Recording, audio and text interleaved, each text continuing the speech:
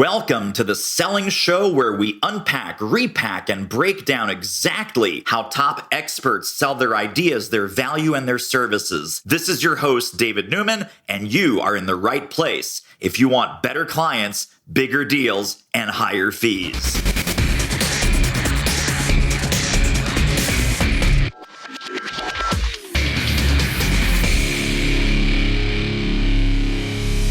Well, he's here. Ian? No, Ian. Ian? No, Ian. Ian? No, Ian Garlic from videocasestory.com. Welcome to the show, my friend. Dave, thank you so much for having me on. So we just have to talk about this name thing because it's, of course, very frustrating when people see your name, which is spelled I-A-N. 99% of the I-A-Ns out there, they pronounce it Ian, but very specifically, you pronounce it Ian.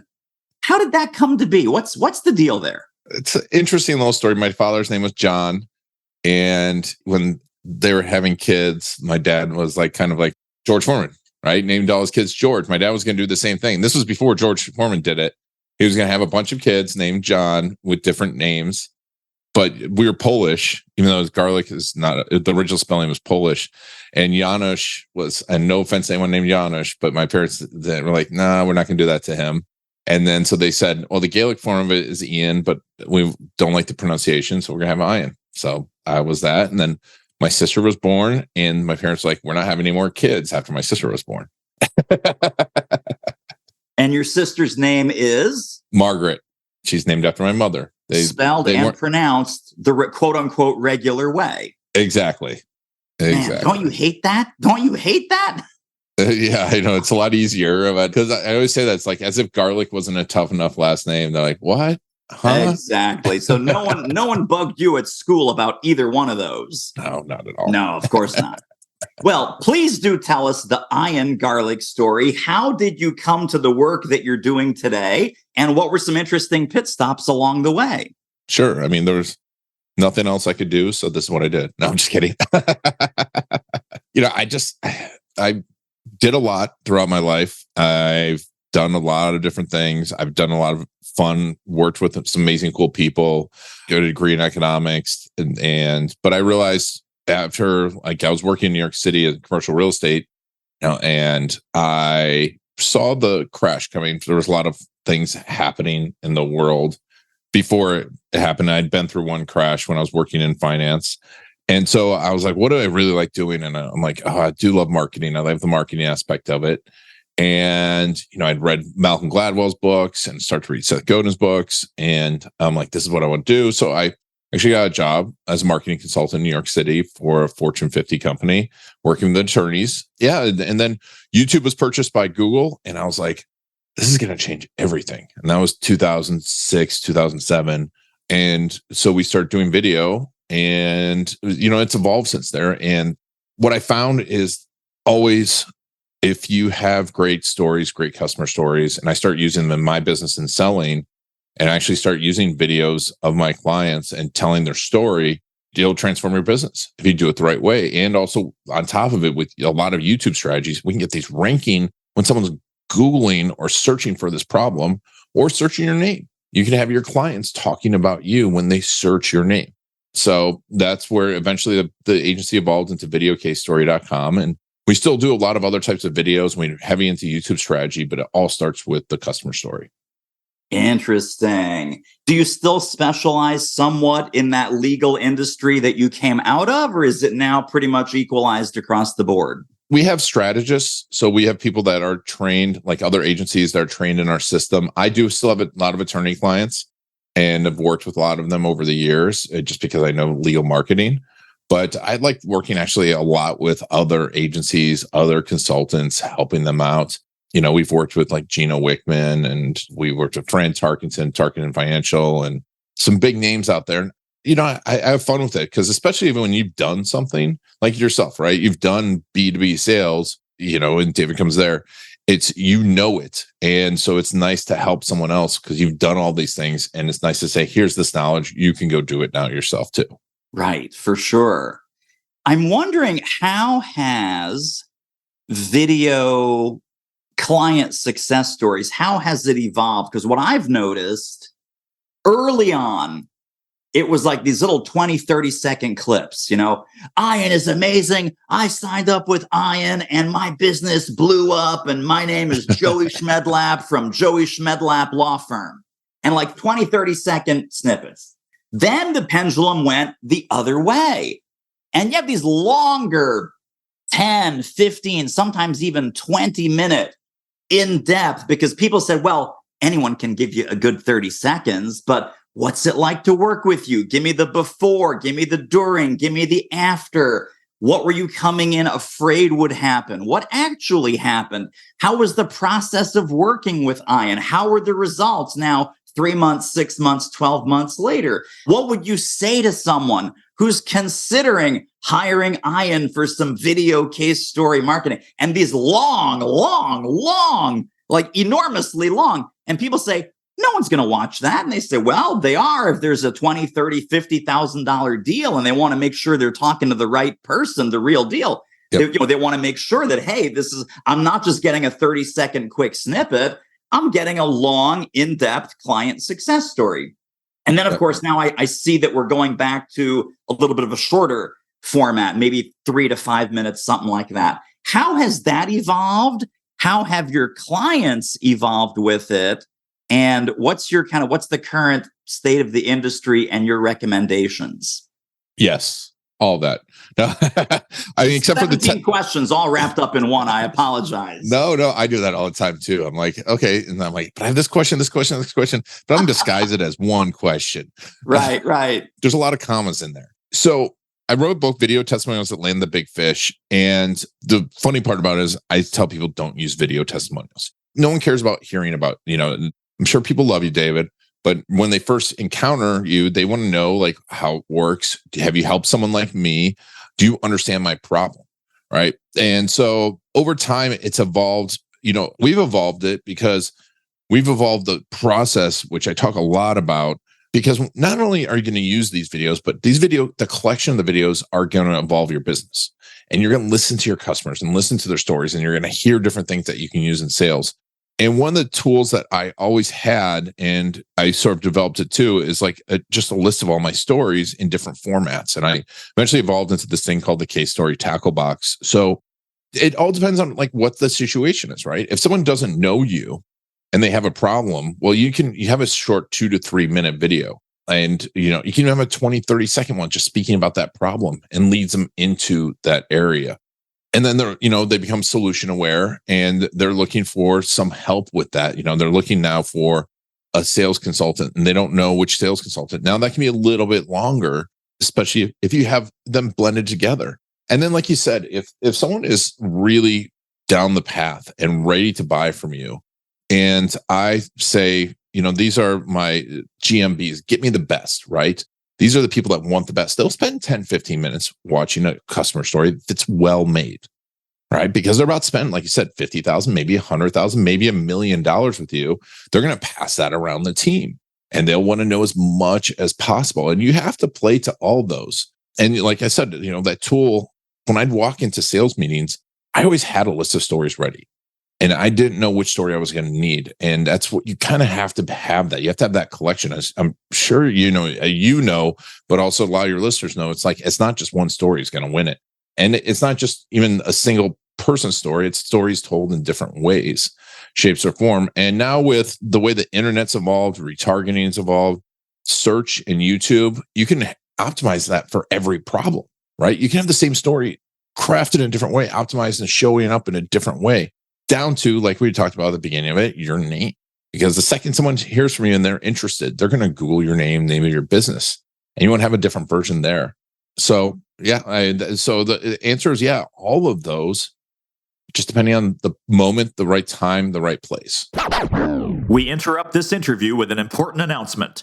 If you're committed to better clients, bigger deals, and higher fees, get over to doitselling.com right now and grab a copy of my new book. That's the deal, kids.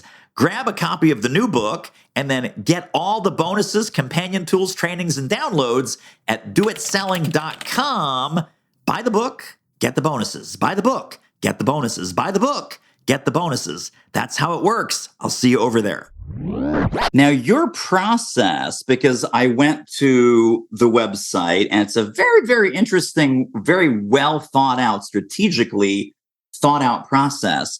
The one part that surprised me is there's a part of the process that happens on the phone. Is that correct? We do Zoom or phone. We do Zoom interviews with clients and collect case stories through Zoom. We can send out, and even if you don't use us, you get the book. The book tells you exactly how to do all this stuff. Yeah.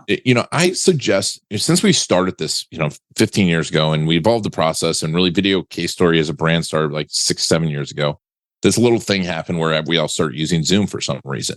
And, it was like roughly 3.5 years ago, a lot of people had no idea what Zoom was and didn't know how to get on it. Now it's like my son can do breakout rooms and he's not 9 years old. Right. And so I suggest doing the Zoom interviews first because A, stories go away. B, we've become so used to it. Like, I find it's more comfortable for some people to talk on Zoom than it is to talk on phone, and much more comfortable than sending out a video camera and a whole camera crew in front of them and you ask them to tell their story for the first time. So there is that process. I mean, and there's several calls because we do obviously a lot of calls with clients too, discussing the strategy. Let me ask you, and maybe you get this question from clients. You would certainly get it from me. We bring out our very best success stories. I mean, you name any professional service provider, accounting firm, engineering firm, consulting firm, corporate coach, executive coach, etc. Really dramatic, like 0 to hero or hero to superhero trajectories. Have your clients ever said to you, Ian, I'm going to give you 6-7 of my very best clients, rock stars, fantastic people, folks that, stuck the landing, did the work, had this amazing legal case, whatever. They shouldn't have gotten $1 million, but they got $7 million. They got a $7 million judgment. This guy, he maybe could have realistically grown his business by 2x. He grew his business by 5x. Is there such a thing as a case story is so good that it no longer is credible, that people go, well, that's just a unicorn situation. That's not going to be me. I can't identify with that. It's almost like too good to be true. And how do you work with a client that perhaps has client case stories that some of them do sound too good to be true? Or do we not worry about it and say, hey, it's true, so sorry? What do you do? I mean, that's a really good question. And it's funny because it's like, I don't think that's ever come up before. I mean, it's in some way, shape, or form it is. But if you tell the story, because it's not just about success. And it's, because if you're just talking about results, you're still in the realm of testimonial, right? Mm-hmm. And if you're talking about the story of what happened and everything that happened and what did we have to do to get here and why did this work? And it's funny you said that because I literally had a client that just had a $10 million case that was similar. And we've been through this a few times and we kind of stress it's like, hey, this isn't always what's going to happen, but it can happen, right? It can happen. And I think just being transparent with it, it's like, this doesn't always happen. Don't expect it always to happen, but there is a possibility of this happening. And do we fail? Yeah. But you be upfront with it because you want to show your best. And that's the power of having multiple stories. Because we see also a lot of these, there's a lot of the internet marketing bros that have one story that they're like, I made this guy $10 million in 90 days. And it's like, it's one story or it's a bunch of testimonials. And it's not a story of like, how did this work? Like, what did you do? How long did it take? What were the obstacles? But I think if you have it, you want to put that out there because that's going to grab people's attention. And it's going to show the possibility of working with you. Right, for sure. Well, and I apologize because I've been throwing these terms around. Clearly, you are anti-testimonial and you are very much pro client case story. What are some distinctions? Like when we're online and we're just kind of, we want to become a more educated consumer of all of these different kinds of professional services. How do we know as a consumer when we're watching a testimonial versus when we're watching an Ian style, real, true video case story? From a consumer standpoint, I think most people don't want to watch a testimonial. And the reason is it's like it starts right away with, David made me $1 million. And it's like, okay, of course David's going to put that on his website, right? And there's places to be using them. And the reason I don't like the word testimonial and I don't like using testimonials is because I think the number one thing is for a business, it checks the box. It says, hey, I collected my customer story. I've got these great testimonials everywhere. I'm like, yeah, but you didn't really listen to your customer. You didn't create a strategy around it. You didn't see what was important to them. And there's so much information that your customers. I was on a wealth podcast with Lisa Peterson, and she had just taken one of the techniques that we used and done it and didn't work directly with us. And she was like, I'm just amazed because I didn't know any of these stories. We don't know their stories, right? Yeah. If so few people take the time to do it, but because we collect, like, hey, can you give me a review and tell me how great I was? It's like, boom, okay. And so that's what really I feel is dangerous. And since consumers don't want to watch that, you don't get an emotion out of a testimonial. I mean, there might be some emotion in a testimonial. You don't get people to cry. You don't get people to feel empathy, which is the number one reason that people decide, is because they feel some empathy. So you don't get any of that. I mean, a testimonial is very rarely a story. A story has connection. Who am I? Why should you care about me? What was my problem? What was my deeper problem? What was the transformation I wanted? What was the result? What was the big transformation?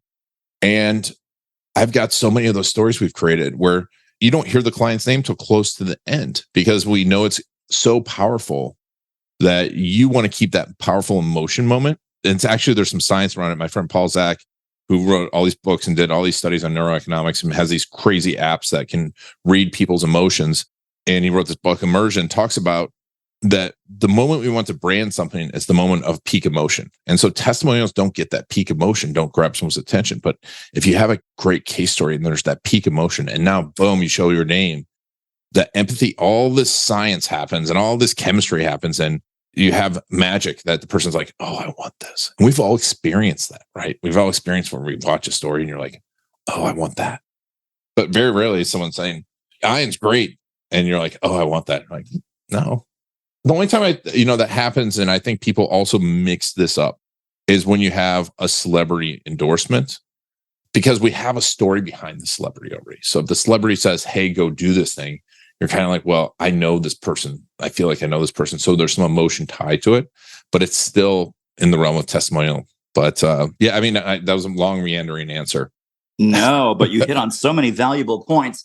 I also want to emphasize something, and I learned this by accident.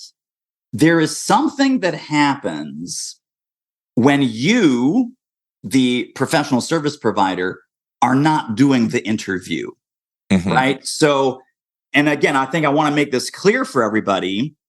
Ian is not just a coach. He's not going to teach you how to do it.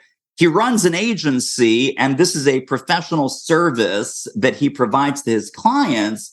So you as the attorney, you as the consultant, you as the executive coach, you're not talking to your client. A professional interviewer is talking to your client, and they can say things behind your back in a great way that they would probably never say, or they would never say it in the same way to your face. They would say it in a much more profound, complimentary way when you're not on camera, when you're not in the room. Yep. So, Ian, I'm curious, what's been your experience of people opening up to you and your team when the person they're talking about is not conducting the interview, but you and your team are doing it on their behalf? What's the difference there? It's a completely different experience. I mean, first of all, like a lot of people want to send out software. That's not a conversation. We are human beings. If you're trained well in having an interview and having a conversation, the person doing the interviewing, you can have an amazing, amazing story come out of there. And that humans, you can dive deeper and find those emotions. And we react off of people and we see their faces and we know if they care about us. In essence, that's what a referral is, right? When someone's like, oh yeah, I my sales sucked and you got to try David out because it was like, I tried everything else. And we can read the person's face. So I mean, emotion is the number one thing. I keep coming back to that emotion. But, it's kind of funny too. I mean, how many times have you been on a date and then after the date, you're like, hey, call them up. And you're like, I just want to do an analysis of the date. How was I? Right? It's like, give me a scale 1 to 10. What was your favorite part? What was the worst part? I'm like, yeah, you're probably not going on a second date after that. But the emotion, I think, is huge because there's this catharsis. And I've worked with B2B businesses, and they're very Build, Grow, Scale, which is a consulting firm for e-commerce agencies. And it's amazing how many people break down and cry during the interview process of a B2B consulting firm because their lives have changed. But having someone interview you, because it never happens right at the beginning, they just don't start crying. You've got to take them down that path and talk about it and talk about their family and what it meant to their family and what it meant to their life and what was it like at that moment.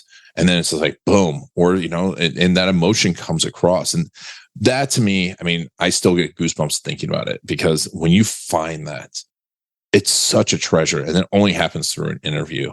But man, I've seen so many of those great stories where you're just like, oh, this is so good. A side note too, you treat your team bios like case stories too. And I was just doing some for this amazing company of Chip Offers, a fulfillment company, and, interviewing their team about working there. And you see them like really how much they love it. And it comes across. Whereas if we just put them in front of a camera and said, hey, answer these questions. Or if they had their boss, right? They want to get all emotional with their boss. I cannot stress the power of emotion. And I know like everyone wants the sales techniques, but if you master empathy and emotion in sales and storytelling, you're going to win all day long. I will tell you how I learned this completely by accident, like literally in the last 12 months. So we have an amazing client, Cindy, her topic is communication skills, and she's a very skilled communicator herself. No big surprise. She generated $100,000 of revenue in 50 days. Wow. She then goes to a local entrepreneur meeting, and she's doing a presentation on how did I close $100,000 of business in 50 days.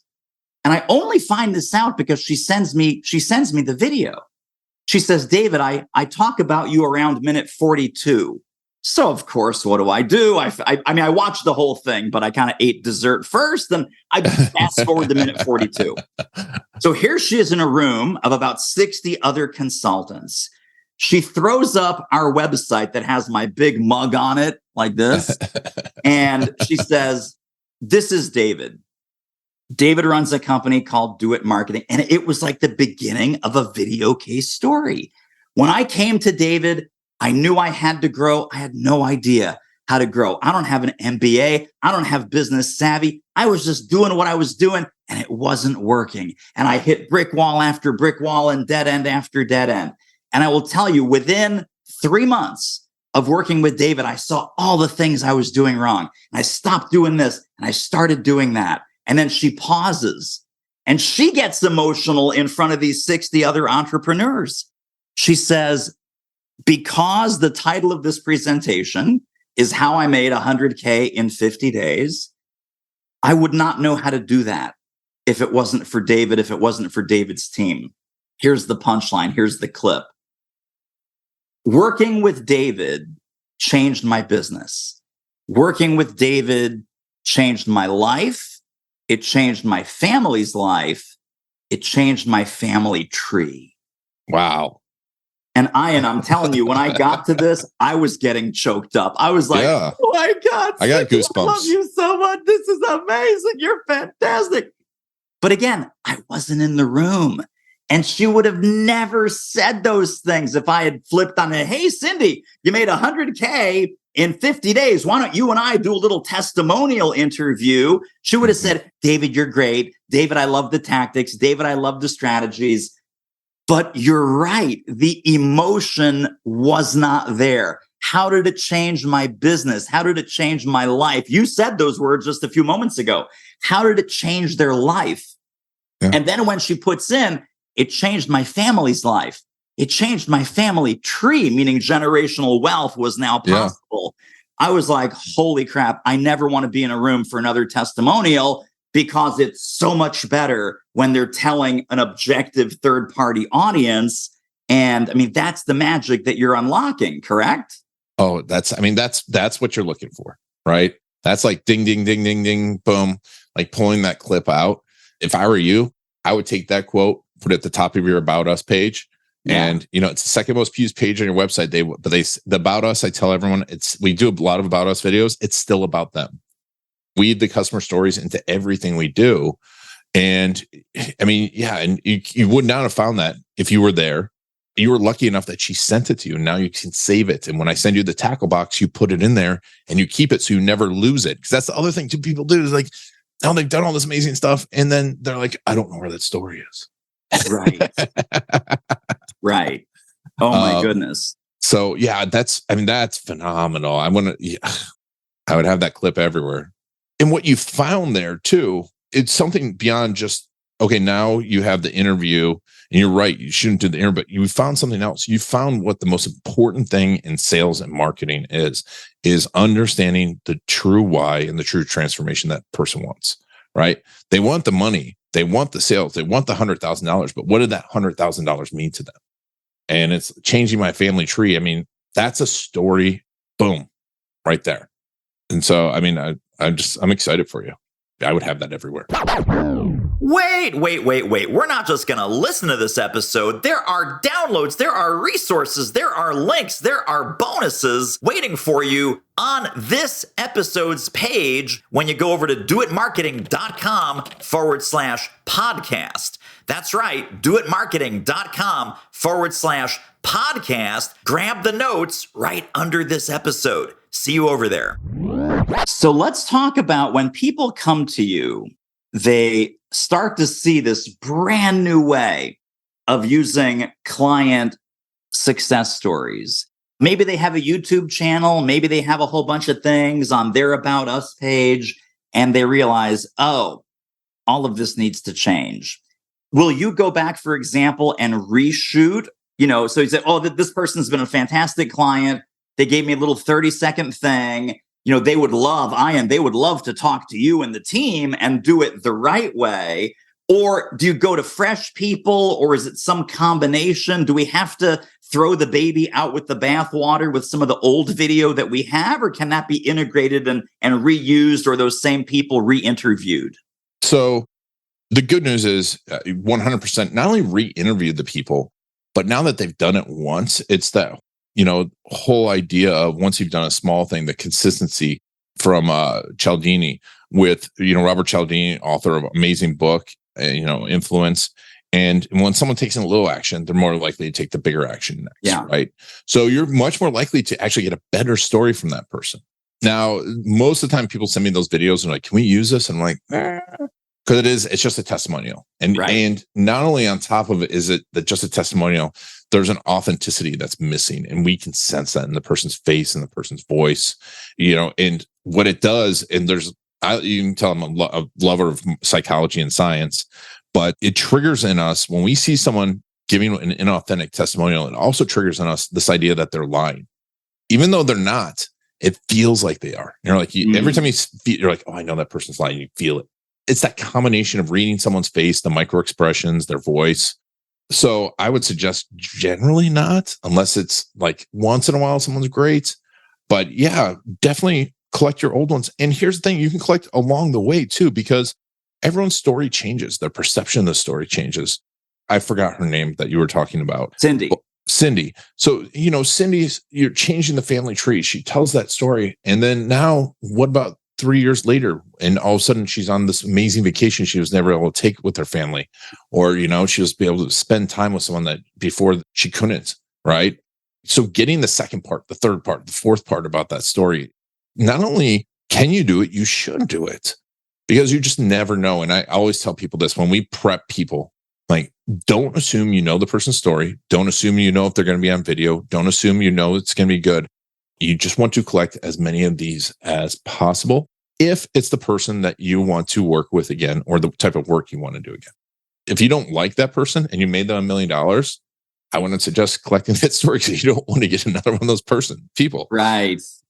Well, that's a brilliant point, actually, that it's the clients that you really want to replicate, right? It's like, oh my God, please get me 10 more Cindys, right? The Cindy story is going to resonate with people who think like her, act like her, have a lens onto the world like her. If if you love Cindy and you really don't like Stanley, don't do a video case story with Stanley, because that's going to bring more Stanleys into your world, right? Exactly. And when you go with that intent, it's you trigger what I call the case story flywheel. And I wish I came up with the idea of flywheel. Jim Collins came up with it. Right. But when you get into the story, like what you did with Cindy, what were the things that really helped her and what were her real problems? Now you can focus more on those people, actually do less work, charge more for it because you're more of an expert, and get more Cindys and charge more for them, because you'll start to move up and you'll be known as the person that helps everyone that's just like Cindy. And you get more referrals too, because how many of our family members just really don't understand what we do? You're like, I'm in B2B sales consulting. And they're like, okay. But if you're like, oh, I helped Cindy who was doing this and she had this problem of trying to grow her business, and, and she was knocking on tons of doors. And then, does that sound like anyone you know? I'm like, oh, I know another Cindy, right? Boom. That's how referrals work. Right. And referrals are still the best source of business, but a video case story can actually trigger a referral. Yes, absolutely.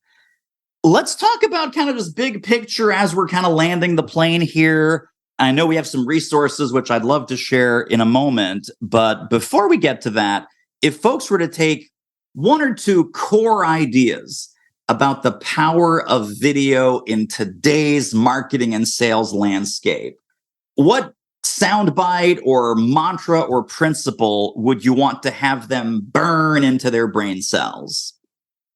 I mean, I still think YouTube is probably the most powerful place. I mean, I think websites are still have an importance, but for every minute someone spends on your website, they're going to literally spend 15 minutes on a YouTube channel.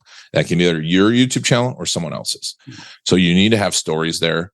You need to control that. And video does that. And video has triggered so many different opportunities. So I want you to think about that, but stop. Don't think about the subscribers. Don't think about the views. Think about the Cindy that you want to serve, the Cindy that wants to pay to work with the best. And how can I serve her as much as possible on my YouTube channel? If you do that, you create about us videos, process videos, FAQs, blog posts just for Cindy, and don't worry about the rest of the metrics and get that done, you're going to win. I have clients that have made millions upon millions of dollars and have 40 subscribers on their YouTube channel because they answer questions that no one else understands. And I also want you to realize that customer stories and the video especially are a fundamental of marketing. They're not going away. And like any fundamental, you need to make it a part of your daily practice, definitely weekly practice. This is not a one and done thing. In the book, I talk about Kobe Bryant, and he broke his right hand and was sick, and he's out there practicing free throws with his left hand in his pajamas, right? No reason for him to be out there except he knew it's a fundamental. Free throws are not sexy. They very rarely make highlight reels. Case stories, I'm pushing them. They will transform your business, but it's a fundamental that you have to work on regularly. It's not a one and done thing. Totally. It's a process, not a one-time event. Yep. Ongoing process if you want ongoing results anyway. And increasing results. Oh my gosh, for sure. Again, the flywheel, right? That it just keeps going and then accelerating. And then pretty soon you have this unstoppable reputation and hopefully this unstoppable flow of leads that are marching towards you because of the video reinforcement and credibility and believability and sincerity of all of those client case stories. Exactly. I love it. Well, I Am Garlic. How can people get connected and stay connected to your brilliance? What resources, what links can we share with them? Sure. If you go to testimonialbook.com/do-it, you can get all the bonuses that we had for the book on the pre-launch. Additionally, you are going to get I'll put some extra sales stuff in there because I started using this in B2B sales, and in there, you'll be able to connect with our YouTube channel. The book comes with the tackle box tool. It comes with bonus 14 videos, and it comes with a ton of stuff to understand this whole concept. Inside there, you'll get also links to our YouTube channel. And if you want to follow me and connect with me on LinkedIn, that is great as well. I'm on LinkedIn. I'm the only Iron Garlic on LinkedIn. There's another Iron Garlic on Facebook. He lives in England. He's 80 years old. His daughter accidentally sent me a message the other day thinking I was her dad, but there you go. Mystery solved on that one. Mystery solved on that one. So testimonialbook.com/do it. Yep. And all the goodies are there, all the links, the resources, the book bonuses. Your LinkedIn is also on there or no? Yeah. Yep. Okay. My LinkedIn is also on there. One-stop shopping. We'll send you emails, not a ton of emails, but some encouraging emails. And I'll have my email address on there. You connect with me in all the ways.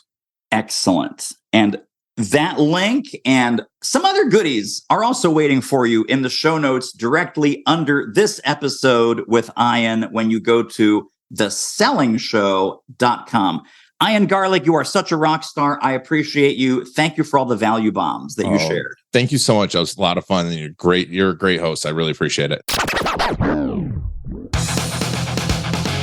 And that wraps up another episode of The Selling Show. Hey, tell you what, if you like us, rate us and review us on Apple Podcasts, subscribe, tell a friend, go grab the notes and downloads and extras at thesellingshow.com. See you next time.